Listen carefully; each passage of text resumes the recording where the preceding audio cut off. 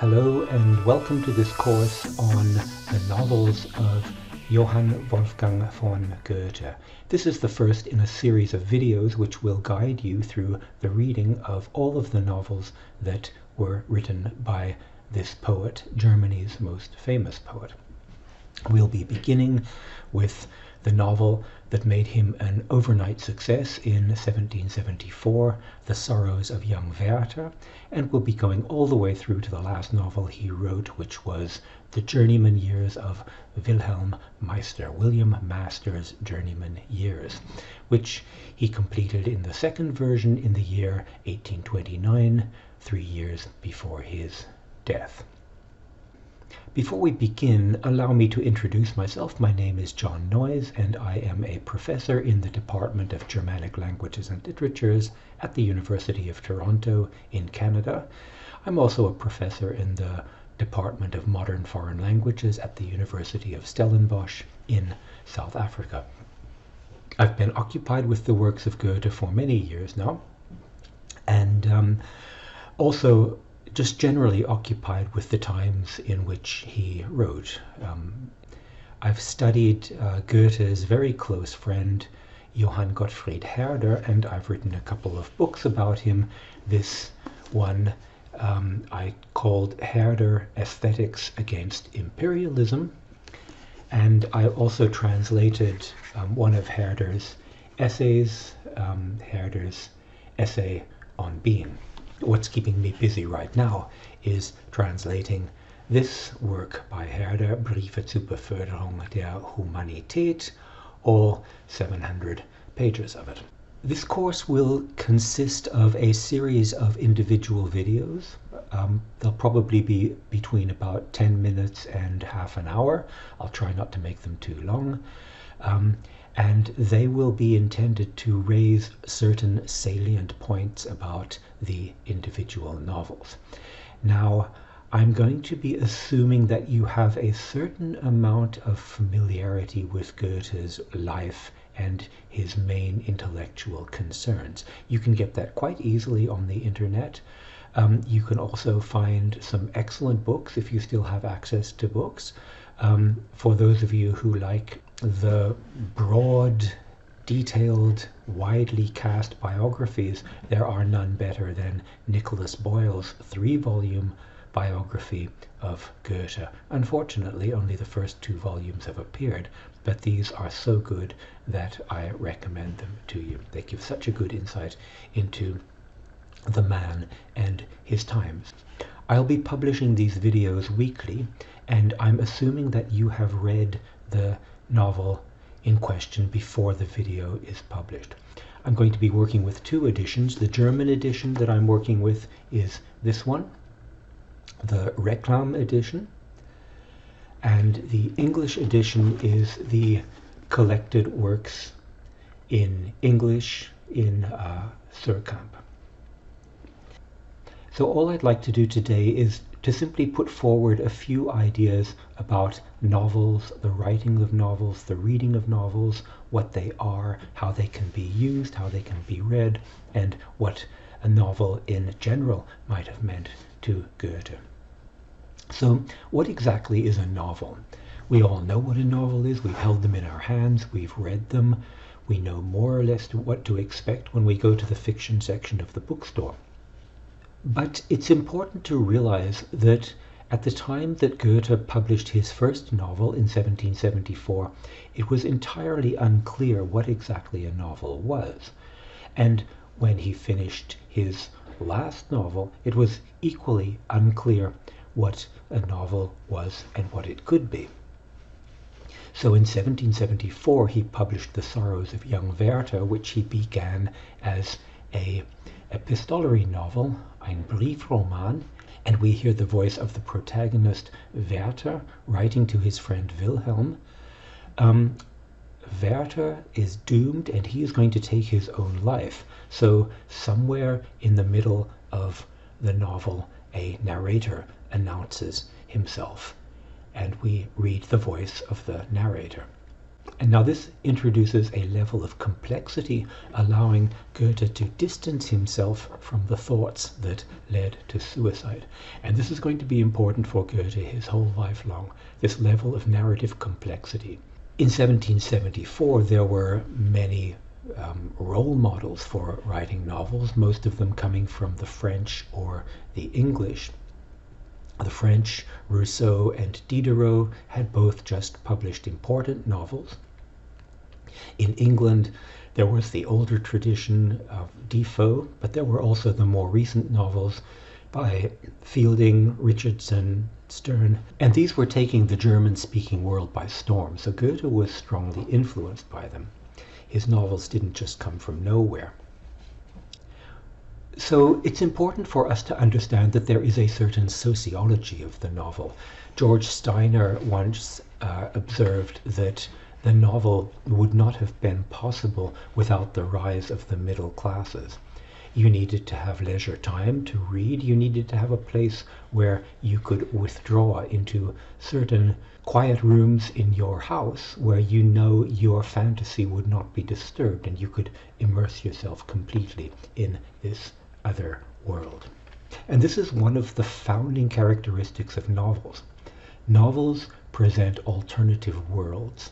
They present laboratories for alternative ways of living and alternative ways of thinking, alternative forms of life, imagining alternative forms of living, even if these forms of living are very, very similar to those that we encounter in our everyday lives.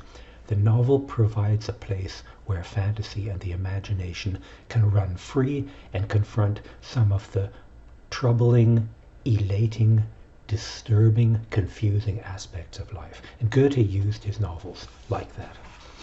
When we pose the question, what is a novel, there's also a genre-centered way of approaching it.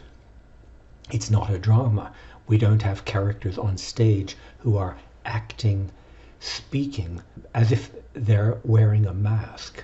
Actors pretending to be someone else, speaking directly to the audience.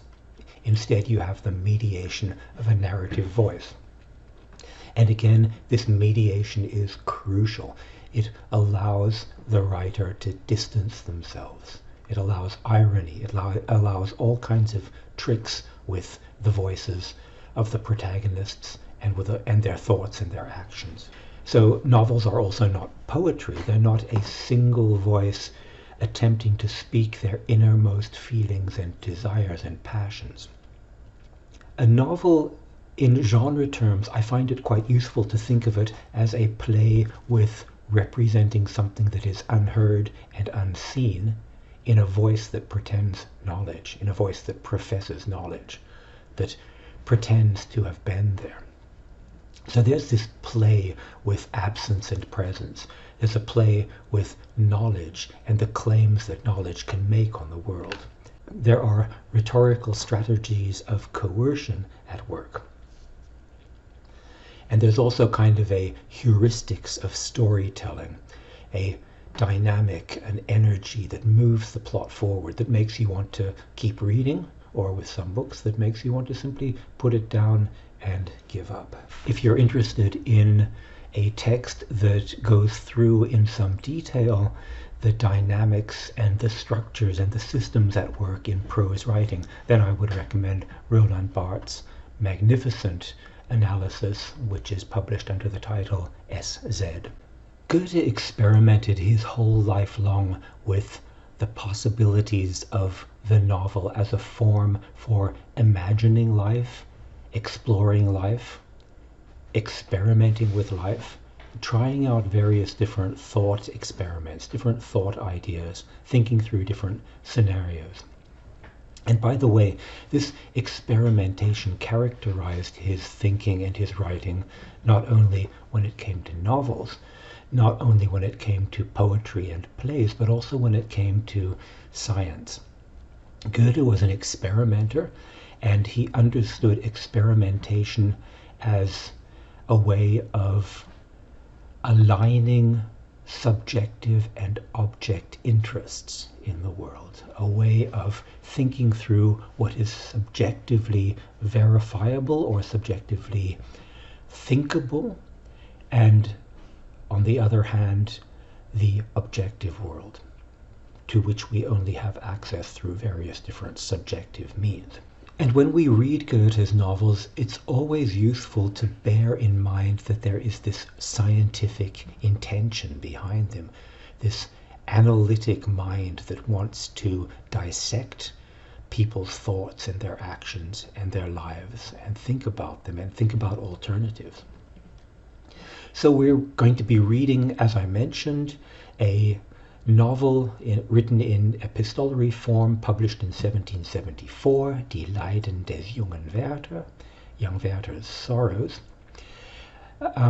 It's a novel whose energy moves from a pantheistic immersion in nature to a confrontation with various different social norms and rules, to an attempt to live out one's passions to the full, and then finally to self-destruction. And this, as I mentioned, mediated in the second half through the voice of a narrator. This was Goethe's bestseller. It made him to an overnight sensation, a rock star of early German literature. And then we're going to be reading a novel published in 1795, a novel that narrates a journey of self-discovery, of self-education and self-development, ein Bildungsroman, a novel of self-formation. An artistic young man from the middle classes, Wilhelm Meister, sets out on an apprenticeship. This is the master's apprenticeship. So there's something about him which already makes him a master, even if this mastery has not yet been discovered. But here's a young man from the middle classes who has aspirations to be an artist, and he pursues this path until the path doesn't work anymore.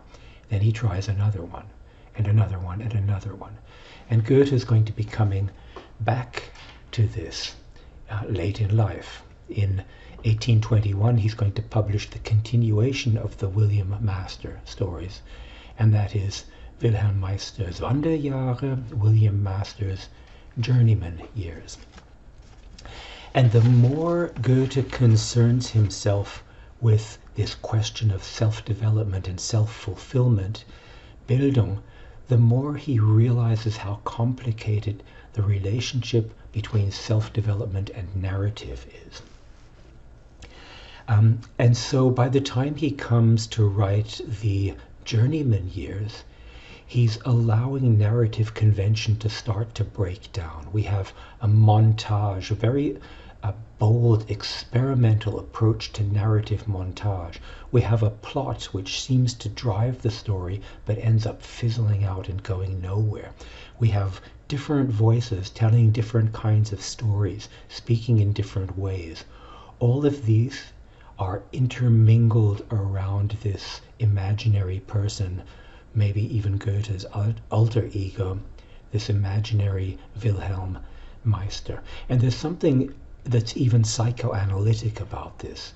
You try and reconstruct a life through various different narratives. How do you know what that life is? These are the kind of things that he's interested in. And in between the Wilhelm Meister novels, The Apprenticeship and The Journeyman Years, we're going to be reading what Goethe considered his finest novel, and what is one of my favorite novels in German literature, and that is Elective Affinities, Die Wahlverwandtschaften, from 1809. Goethe is 60 years old. He's been deeply engrossed in scientific study, and he still is. He's not sure whether he wants to be a minister of state or a novelist or a playwright or a scientist, and at times he thinks a scientist is what he wants to be. So he sets up this experiment with the idea that maybe human life is ruled by forces that can be described using scientific principles, just as if it were chemistry. That maybe human relationships obey certain rules depending on the innate qualities of the individuals involved, and that these rules could perhaps be described and known in advance.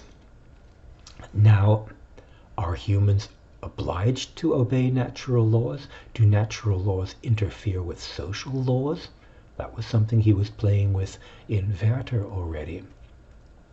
And if so, how do you know which one to choose? The natural laws that urge you to do something and that convince you that it would be correct to do it, or the social laws that tell you you had better refrain because there might be trouble. So what role does desire play when it comes to the laws that govern human life? And what role does representation play?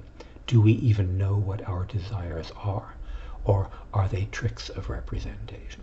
And here, as in other of Goethe's works, we have a narrator we cannot quite trust. So when we come to read all of Goethe's novels, we'll be asking a number of questions concerning matters such as, what does narrative form tell us about truth? What is the relationship between narrative and truth? How does human nature relate to nature at large? How do we think about human nature as being part of nature but being different from nature? How does love enhance knowledge? How does love interfere with knowledge? How does desire interfere with knowledge? We'll also be thinking about how the novel the form of the novel enables a different kind of knowledge than scientific discourses, but perhaps also a similar kind of knowledge. And we'll be talking about the limits of self-knowledge. How does desire make self-knowledge possible and impossible? How does representation make it possible and impossible? So we're talking about the free will also, social determination versus the free will. And finally, we're going to be talking about the limits of the novel as a form. Where do its limitations lie, and how did Goethe try to get around these limitations? So those are my introductory comments. I hope to have more or less staked out the terrain we're going to be covering in this course, and I hope to have whetted your appetite somewhat, because this is going to be a very interesting exploration of the experiments conducted by this rather remarkable writer. Thank you very much, and I'll see you next time.